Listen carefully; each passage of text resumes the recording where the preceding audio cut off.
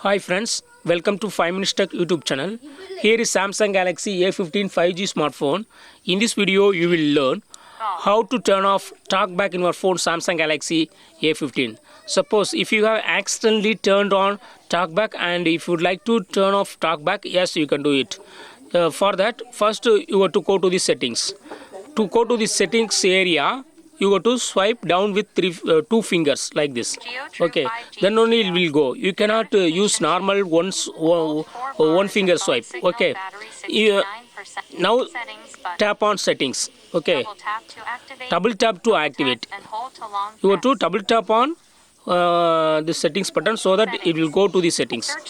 Okay, now to navigate with two fingers, swipe like this. Okay, now you have to go to the accessibility.